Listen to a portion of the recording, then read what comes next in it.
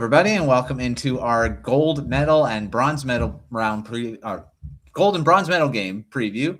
I'm your host, Matthew Zator, and as always on these previews, I got Mateo Giuliano here. Mateo, how's it going? I'm doing pretty good. Another, one really good game of hockey. The other is kind of what I expected today. But how are you doing? I'm doing good. It was one blowout, and I don't know. We said there were going to be close. I was going to be a close game. It ended up not being, and then of course the Canada-Finland game was a tight Unbelievable. game right till Yeah. the end. Yeah. And yeah, it was a really good game. And of course, this Slovakia and US wasn't as it was a bit of a. I think it was 6-0 or for a while At one or point, yeah. at one point. Slovakia got a couple goals at the end. Slavkovsky scored in the game. We said he might score, but a little late. Didn't really impact the game too much. But so bronze medal game, we'll start with that. And that is set now. It's Slovakia versus Finland. This matchup, like we said, it's probably going to be a bit more of an intense game because both teams are going to be really caring about winning this medal. Of course, Finland's disappointed. They were close. They were up 2-0 against Canada, and ended up, of course, not getting through. What do you think about this matchup? I mean, this is probably going to be a tight game. Yeah, I mean, like we said in our last preview, if you guys go back and watch it, I think we both agreed that it's a little bit better when you get the two European teams going at it for the bronze medal because I wrote this in my preview article for this game, which I think is scheduled to come out tomorrow morning. But I said that there's no tangible way of showing it, but I do feel like the European teams tend to care about the bronze medal game a little bit more than Canada and the US. So I'm really happy that this is the bronze medal matchup, not just because we get Canada US in the gold medal game, which we'll talk about later, but mostly because I think this is going to be a better game than if we saw Canada or the US take on Slovakia or Finland. Just because I think that there's some banged up guys, and I think on Canada and now on the US, and I think that we might not have seen them play. To be honest, I think maybe guys like Brad Marchand and Crosby wouldn't even bother suiting up for a bronze medal game. So I think we're going to get a really, really good game out of this bronze medal matchup. And both teams are looking to medal in back-to-back Winter Olympics, with Finland winning the last one and Slovakia coming third in the last Olympics too. We've already seen this matchup, this tournament. Obviously, Slovakia, I think, had one of the lone upsets in the tournament, beating Finland 4-1 on the opening day. But I think this game's going to be a little bit different. I think since that matchup, we've seen Finland pick up their play a little bit. I know today was pretty ugly through, I argued, all 40 minutes between the second and third period. I mean, this isn't a review episode, but I have a lot of thoughts on the way Finland tried to go about playing Canada after taking a 2-0 lead. But I think that they played a lot better. Jussi Soros was not good against Slovakia in the first game, and he played unbelievable today. He's played a lot better throughout the tournament. In that game against Switzerland, I thought he played, except from that first goal, played really well, bounced back from it, made some big stops. So I expect a bit of a different game. I know Slavkovsky and Slovakia are going to come to play hard. Just Slavkovsky in the post game, a lot of guys are dejected after a loss like that against the US, and obviously I'm sure they're upset. But I think Slavkovsky was really excited about the opportunity to go ahead and try a medal in back-to-back Olympics. So it's going to be a great game. I think it'll be tight. We talked about in the last preview that Finland has the ability to really shut teams down, and they tried to with Canada. But I think Slovakia is a little bit of a different beast, and in the sense that I don't think they're as good as Canada, and I think that Finland will be able to especially if they get the lead first. I think you're going to see Finland take home bronze. Especially like I said, if they take the lead first, Slovakia's going to have to open up more. It'll create a little bit more opportunities for Finland. But I think Finland is a stronger team, a lot stronger up the middle, a lot stronger on the back end, and Hilayev has been playing really well for Slovakia, but I do think Saros is obviously the better goaltender. So I think we see Finland take home bronze in this tournament. Yeah, I agree. I think as much as Slovakia has been a really surprising team and a good story throughout, it's they didn't, of course, play against a U.S. team that's full of stars, and we said that their main guys might be good, but it's their depth, and they were overwhelmed. I mean, that's just how it was. No other way to say it. I mean, that's the thing. I mean, against Finland, it's probably going to be a tighter game. You're probably going to see. We might see overtime in this one. It's going to be a good game. I think it's still going to be a good game. I'll watch it. I think this is probably the only one I'll be able to actually watch. They're both on the weekend, so I can watch both games. Yeah, I haven't been able to. So I'm a little bit disappointed they're playing it on the back-to-back. I understand that yeah, the scheduling kind of makes it so the gold medal game is kind of the last event of the gold medal in the men's is the last event of the Winter Olympics. But I am a little bit disappointed. It's a bronze medal, and the bronze medal game is on the second or a back-to-back. And I think we saw that the kind of the game plan come in with Slovakia, kind of understanding that the game was probably over at, I think they pulled alive at 4-0. yeah. So they knew that that game was over, and they knew that they have an opportunity here to medal. So it should be a really good game. But yeah, I think Finland comes out on top. All right, let's move to the main event, and that is the gold medal game between Canada and the U.S. And everyone's anticipating this, so they wanted it. It's the matchup everybody wanted. Yes. European fans might not be happy, but it's like prime time. And 100%. unfortunately, it's out here. It's not as early as some of the other ones in the West. It's 5 a.m. I mean, it's not bad to wake up for. For me, it's 8 o'clock. It's not too bad. So it's not too bad for Eastern people, but Canada, even the West, I mean, it's not that bad. I mean, you can wait. A lot of people wake up at 5, 6 in the morning, so it's okay time. So gold medal game. This is gonna be a really good matchup. Rematch of the Four Nations.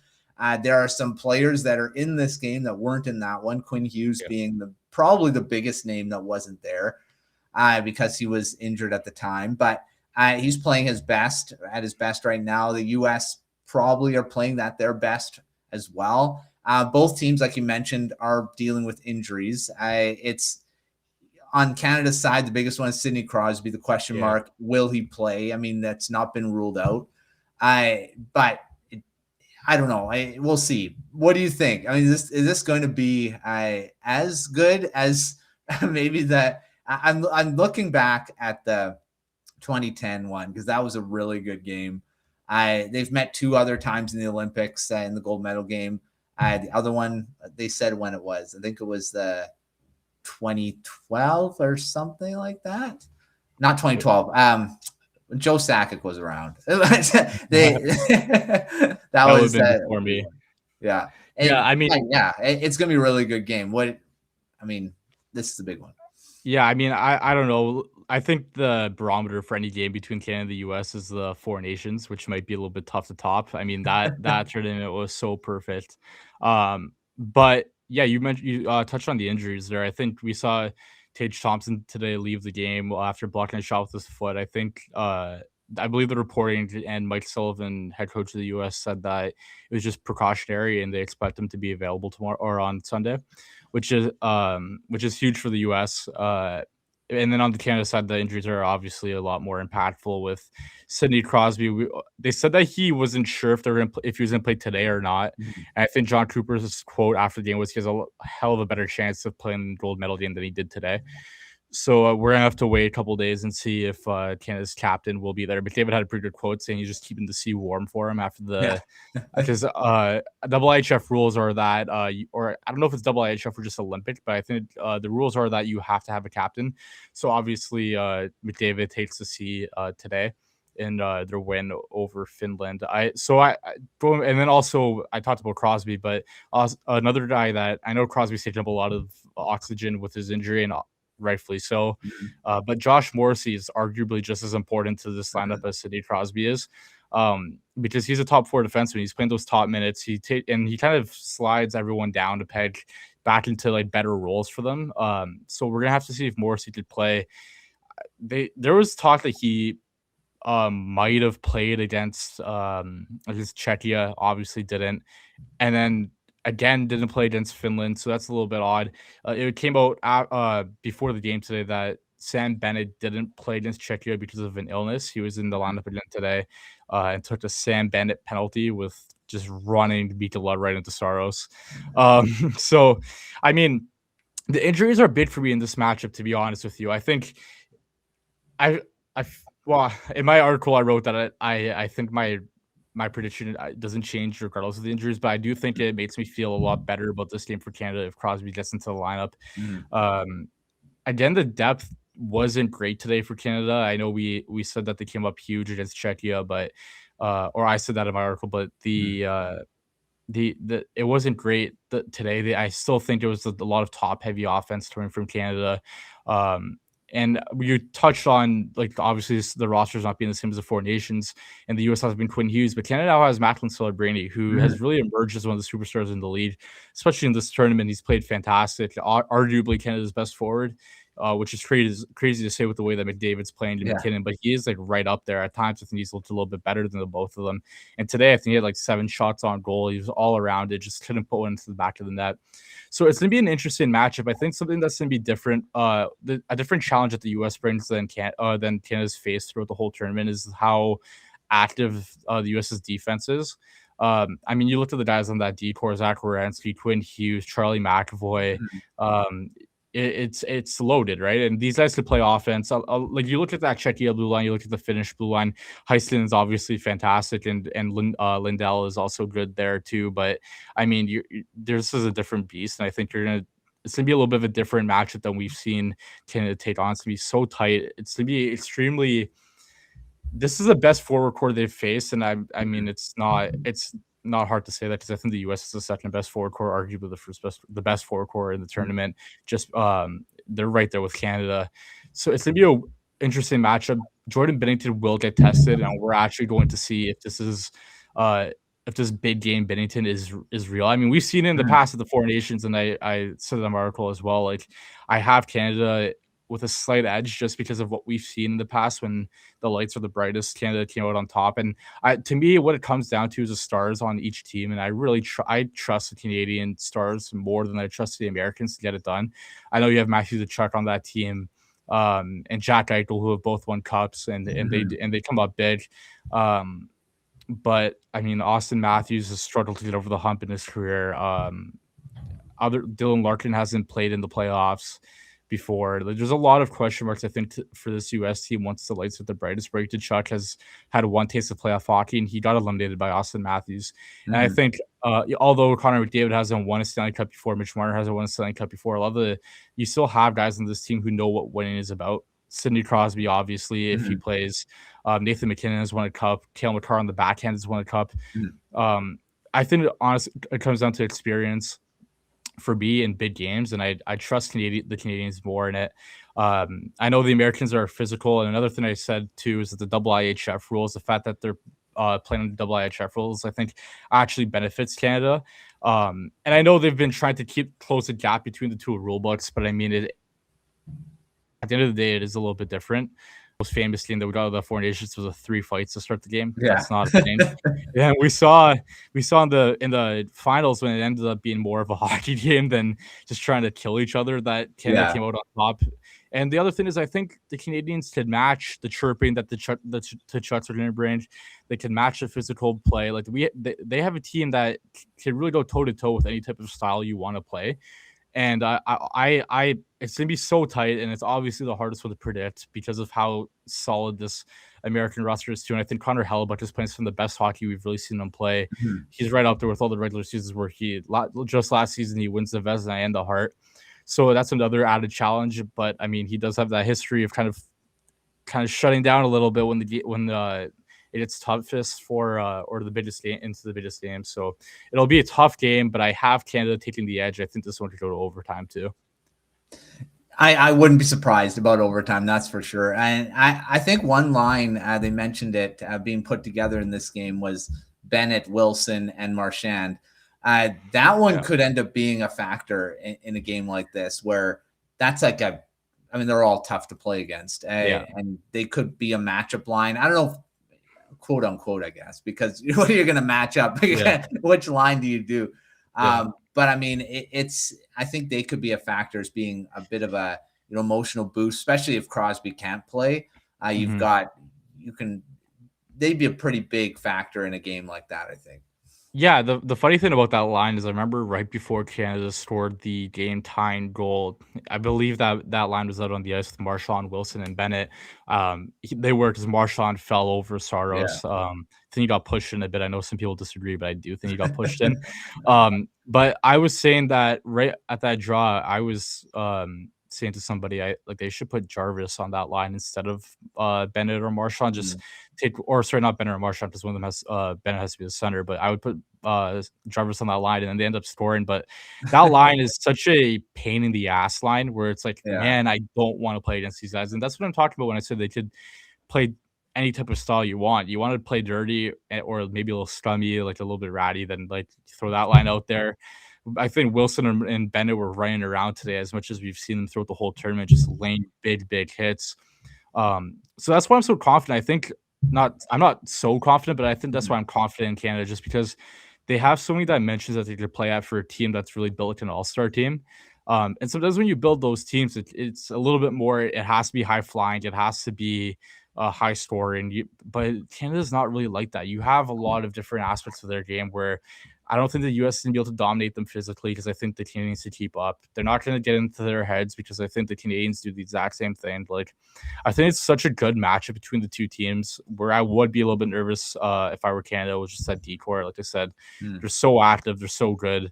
Um, Quinn Hughes is showing how special he really is. I mean, I don't think anyone else needed to know how special he is, but that his skating, his edge work, his ability to produce offense from the back end is, I mean, I think the only guy who's better than him is on the Canadian roster, and that's Cale Makar. Yeah. So like it's gonna be a really great matchup.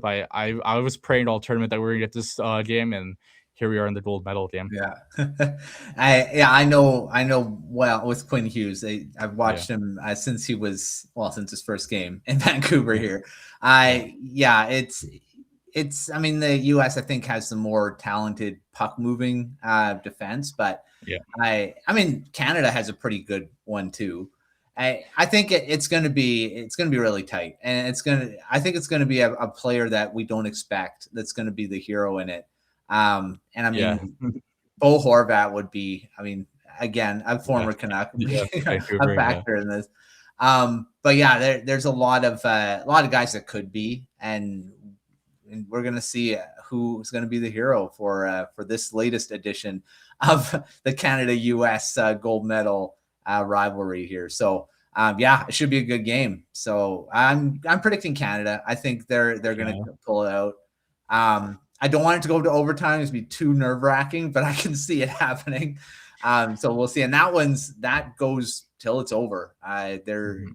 in the medal games. Oh no, There's I no believe it's shootout. 20 minutes. I believe it's 20 minutes, and then it's a shootout. But like 3-on-3 overtime with 20 Oh, it's minutes is done. like, I mean, it's over. yeah, yeah. There's no way it go that far. Something that I don't know, like I'm still trying to decide on whether this benefits Canada or not, is how is the adversity that they've played through in their two knockout games. Like I know the US had Sweden tie it with a minute left, or just under a minute left.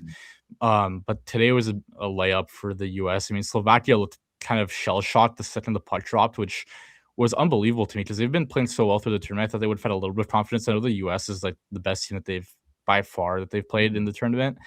Um, but they looked shell shocked. So today was a little bit of a layup for the US. I don't know if that benefits them because they kind of got to load manage their players a little bit. Some guys don't have to play that hard of minutes, but they always say that the character that if you as long as you get to end up getting to the finals, it's good to face some character building throughout the tournament.